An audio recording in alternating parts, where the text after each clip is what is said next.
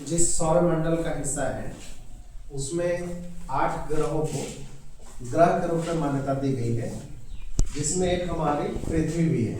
ये ठीक है। तो पृथ्वी के नीचे जब हम लोग पृथ्वी के आंतरिक भूभागों की चर्चा करते हैं तो ये हम लोगों ने जाना है शुरू से कि 3 पट्टियों में विभाजित किया गया है। पहला जो है उसको भूप्रपट्टी या अर्थ क्रस्ट कहा गया है, जिसको हम लोग सियाल के नाम से जानते हैं। दूसरा जो भाग है वह मेंटल के रूप में है, जिसे हम लोग सीमा के रूप में जानते हैं। और जो सबसे नीचे का जो हिस्सा है जिसे कोर या क्रोड़ कहा जाता है, उसे हम नीफे के रूप में जानते हैं। तो सियाल, सीमा और नीफे जो है, सियाल, सीमा और नीफे, ये दरअसल नाम इसलिए बनाया गया है।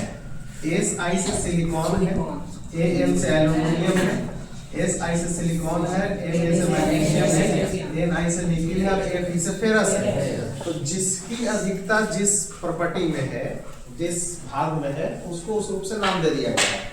मतलब कि पहला जो ऊपर का हिस्सा है अर्थ क्रस्ट, उसमें सिलिकॉन और एल्यूमिनियम की मात्रा ज्यादा है।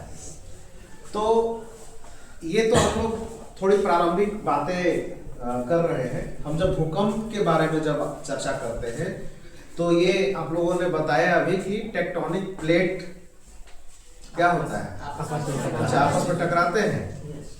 तो मैंने पूछा कि टेक्टोनिक प्लेट है क्या? पृथ्वी के नीचे पाए जाने वाले प्लेटों पृथ्वी के नीचे पाए जाने वाले प्लेटों को टेक्टोनिक प्लेट बोलते हैं। चलिए ठीक ही है, गलत नहीं है एक तरीके से। पृथ्वी के नीचे कुल 12 बहुत विशाल टेक्टोनिक प्लेट है। कितने? 12। और छोटे छोटे प्लेट 17। छोटे भी तो कम छोटे नहीं, बड़े तो बहुत बड़े, लाखों वर्ग किलोमीटर बड़ा।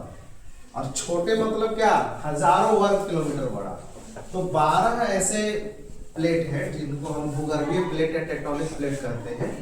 उनके नीचे जो तरल पदार्थ है उसे मैग्मा कहा जाता है।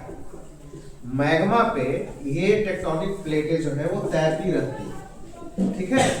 और इस तैरने की अवस्था में जब प्लेटों का आपस में टकराव होता है, घर्षण होता है, तो वहां से भूकंप की उत्पत्ति होती है। अब यहाँ पर एक चीज और ध्यान दीजिएगा। देखिए, जहां पे भूकंप की उत्पत्ति हुई, मान लीजिए यहाँ पे पृथ्वी के नीचे भूगर्भ में, ठीक है, तो इसको कहा जाता है फोकस।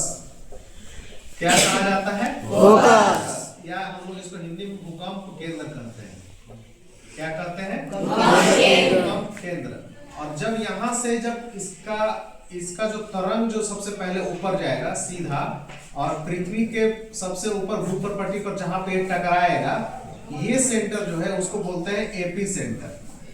क्या बोलते हैं? AP centre. एपी सेंटर या भूकंप केंद्र, अधिकेंद्र। सॉरी, भूकंप केंद्र तो ये हो गया, अधिकेंद्र। अधिकेंद्र यहां से